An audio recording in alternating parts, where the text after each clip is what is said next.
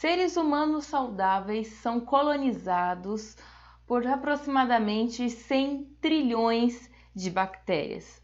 Ou seja, a gente tem de 10 a 100 vezes mais micro-organismos no nosso corpo do que nossas próprias células. 100 trilhões de bactérias, e isso é normal. E por que a gente tem tanto serizinhos pequenininhos, por que tantos micro-organismos na gente? Qual que é a função deles? Saudáveis, esses seres humanos, então eles não estão doentes. Então a gente tem que desvincular aquela imagem de pensar que bactéria só faz mal. Vamos explicar um pouquinho sobre isso. Existe algum ramo na medicina que estuda só sobre isso, só essas doenças causadas por micro-organismos? Existe e se chama infectologia. A gente sabe que antigamente várias doenças eram de causas infecciosas, só que eles não conseguiam entender o porquê. Achavam que era um castigo de Deus. Depois veio a teoria do miasma, ou seja, era um ar que a pessoa respirava e que tinha aquela doença. Depois que foi surgir a teoria dos germes, muito importante aí Louis Pasteur e Robert Koch. Louis Pasteur, ele perdeu 3 filhos para doenças infecciosas. Com a teoria dele, por isso que a gente bebe leite, sucos pasteurizados, ou seja, ferve aqueles líquidos, elimina as bactérias e os micro-organismos que estão neles, então eles conseguem durar mais tempo nas prateleiras dos mercados e no nosso armário, certo? Foi graças a esse senhor. Muitas pessoas já morreram ao longo da história por causa de doenças infecciosas. Porém, o número continua alto. Aproximadamente 12 milhões de pessoas morrem todos os anos por causa de doenças infecciosas. Eu vou trazer um gráfico aqui para vocês. Percebam que de 90, 95, 2005, 2010, você tem esse número, né? 2010 foram 12 milhões.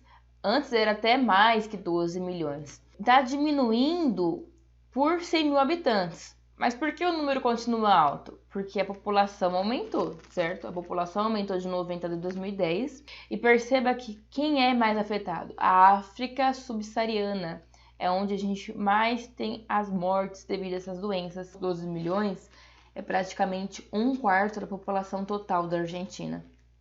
Ou seja, em 4 anos, uma Argentina se foi embora por causa de doenças que várias delas, se tivesse saneamento básico adequado, uma condição de saúde melhor, um atendimento de saúde melhor para aquela região, se não tivesse tanta pobreza assim, a gente conseguiria impedir todas essas mortes. E qual que é a importância desses micro-organismos, dessas bactérias no nosso organismo? Não reparem que ficou escuro aqui no cenário. Eu parei a gravação para assistir uma palestra, uma conferência lá na SBPC e depois eu trago as novidades.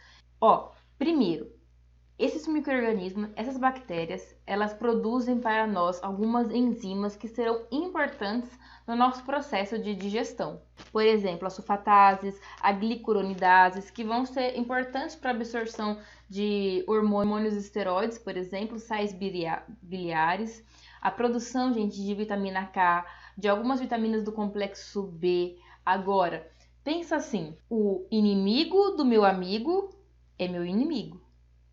Então, essas bactérias, elas vão até nos auxiliar em relação quando chegar uma bactéria meio que do mal. Porque, primeira coisa, como é que eu vou ocupar um lugar que já tem alguém ali? Newton já falava, não dá para habitar, os 2 corpos não habitam o mesmo lugar, não consegue. Então, pensa num show lotado, você não vai conseguir chegar até ali. Então, a gente tem trilhões de bactérias, a gente já tem um ambiente colonizado, é difícil para outra conseguir colonizar um lugar que já tem colônia. E sobre isso, a gente tem a questão da imunidade. As bactérias, elas ajudam a nossa imunidade. Ela não pode ser nem 8 nem 80. Ela não pode pegar e sair atacando tudo e acabar com o nosso organismo, que às vezes acontece isso. Para acabar com o vírus, o nosso sistema imune acaba com a gente também. Então, peraí. Né? Não é assim. Então, você ter essas bactérias ali, o nosso sistema imune, ele já aprende ali como é, o que eu tenho que tolerar, o que eu não tenho que tolerar. Se esse número crescer muito, então vamos vamos ali atingir isso, que não pode ultrapassar um certo limite. Inclusive, gente, sobre essa questão das bactérias, que a gente tem certas bactérias na nossa pele, na nossa boca, no nosso trato gastrointestinal, tá? Existem lugares que não tem bactéria? Existem lugares que são estéreis. Por exemplo, o nosso sangue, o nosso cérebro não pode ter bactéria lá. O líquor, ele é aquele líquido que vai ficar banhando o nosso cérebro. Lá não pode ter bactéria. Por isso que às vezes o médico pede para colher o líquor, né? Coloca uma agulha na coluna da pessoa ali para tirar aquela aguinha, para ver, examinar se está tendo bactéria, como é que está acontecendo. Tecidos profundos também não pode ter bactéria, mas a nossa pele tem. E aí, aqueles sabonetes antibacterianos são um pouco problemáticos, porque tem gente que lava demais a pele, que lava, esfrega com esses sabonetes antibacterianos, e na verdade você pode estar favorecendo uma bactéria invasora de ficar ali. Porque a sua microbiota natural, ela tem essas interações com você. Ela também te ajuda, certo? E se você ficar sem suas bactérias, eu tô tendo espaço para outras. Então, é igual esses produtos que as pessoas passam, que as mulheres passam na vulva e que às vezes lavam muito com produtos antibacterianos, produtos que não respeitam o pH vaginal, e aí podem causar mais mal e aí sim ter uma infecção, entende? Então a gente não pode nem ter excesso de limpeza, nem falta de limpeza.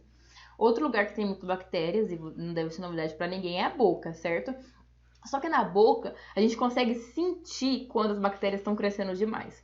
Porque se você passa o dente na frente da língua e sente que tem alguma coisinha ali que tá áspera, se você ficar o dia todo sem escovar o dente, você vai perceber que no final da noite tá áspero.